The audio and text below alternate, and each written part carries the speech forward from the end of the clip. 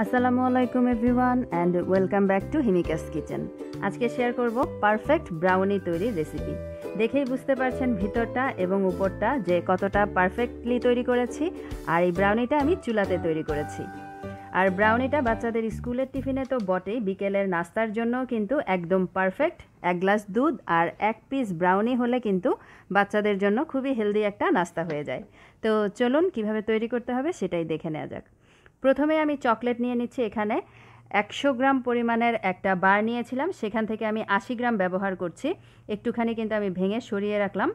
আর 80 গ্রামের পরিমাণ চকলেট আমি ভেঙে একটা পরিষ্কার শুকনা বাটিতে নিয়ে নিচ্ছি।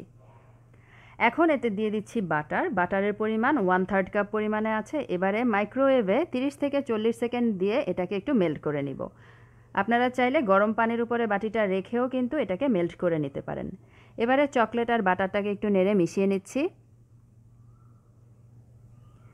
এখন এতে দিয়ে দিব চিনি 1 কাপ পরিমাণ,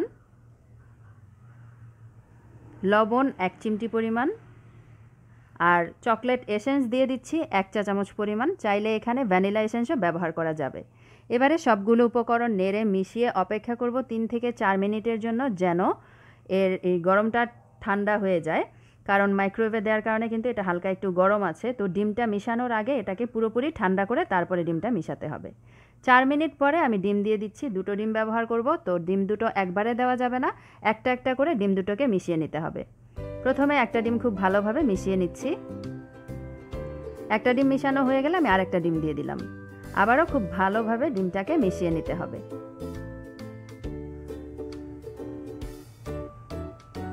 এই তো মিশানো হয়ে গেছে। এখন এতে ময়দা অ্যাড করব। ময়দা নিয়েছি এখানে 1/3 কাপ পরিমাণ, আর অবশ্যই চেলে ব্যবহার করতে হবে।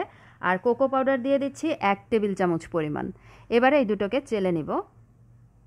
আর আমার চ্যানেলে আরও কয়েকটা চকলেট কেক এবং ভ্যানিলা কেকের রেসিপি আছে, লিঙ্কগুলো ডিসক্রিপশন বক্সে দেওয়া থাকবে, আপনারা প্রয়োজনে দেখে নিতে পারবেন।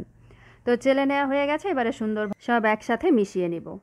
আর একটা কথা বলে দিচ্ছি, সেটা হচ্ছে ডিম বা যে কোনো এসেন্সই যদি ফ্রিজে থাকে সেগুলো অবশ্যই রুম টেম্পারেচারে এনে তারপর যে কোনো কেক অথবা ব্রাউনিতে ব্যবহার করতে হবে, তাহলে কিন্তু পারফেক্ট রেজাল্ট পাওয়া যাবে। তো এই তো আমাদের ব্রাউনির ব্যাটার একদম রেডি। আর মোলটাকেও আমি আগে রেডি করে রেখেছিলাম। একটা হিটপ্রুফ কাচের বাটি নিয়েছি আমি ব্রাউনিটাকে তৈরি করার জন্য। আর কিছুটা বাটার ব্রাশ করে একটা বাটার পেপার বিছিয়ে নিয়েছি।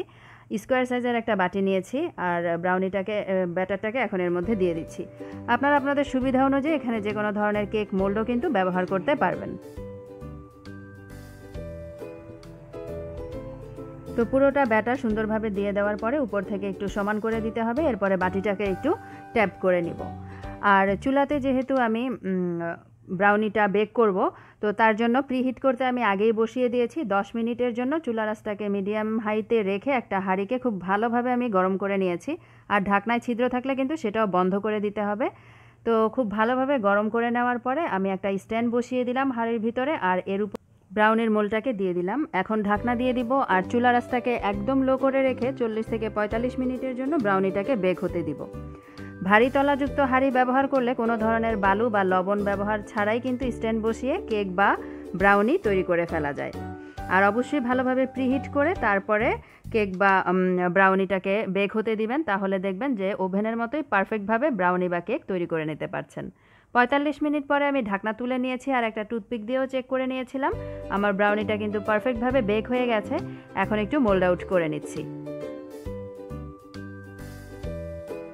আশা করি আপনারা দেখেই বুঝতে পেরেছেন যে এটা কতটা পারফেক্ট হয়েছে ব্রাউনিটা। ঠিক ব্রাউনিগুলো উপর থেকে দেখতে যেমন হয়, একটু চিনির প্রলেপের মতো দেখা যায়। আর সাইজ থেকেও দেখেই বোঝা যাচ্ছে যে এটা কতটা পারফেক্টলি তৈরি হয়েছে। আমার রেসিপিটা পুরোপুরি ফলো করে তারপরে আপনারা তৈরি করে দেখবেন যে আপনারাও পারফেক্টভাবে একটা ব্রাউনি তৈরি করে ফেলতে পারছেন। আর রেসিপি সম্পর্কে কোনো ধরনের কোশ্চেন থাকলে আমাকে কমেন্ট করে কমেন্ট সেকশনে জানাতে পারেন, আমি উত্তর দেওয়ার চেষ্টা করব। তো আমার ছেলে আরশ আব্দুল্লাহ একটু কেটে দেখাচ্ছে ব্রাউনিটা যে ভিতর থেকে কতটা পারফেক্ট হয়েছে।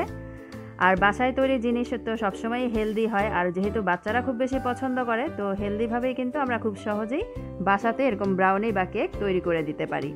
তো প্রচণ্ড গরম, তো তারপরেও সে কেটে নিয়েছে। এই তো আশা করি দেখেই বুঝতে পেরেছেন যে কতটা পারফেক্ট হয়েছে। তো এতক্ষণ সাথে থেকে ভিডিওটা দেখার জন্য সবাইকে ধন্যবাদ জানিয়ে বিদায় নিচ্ছি।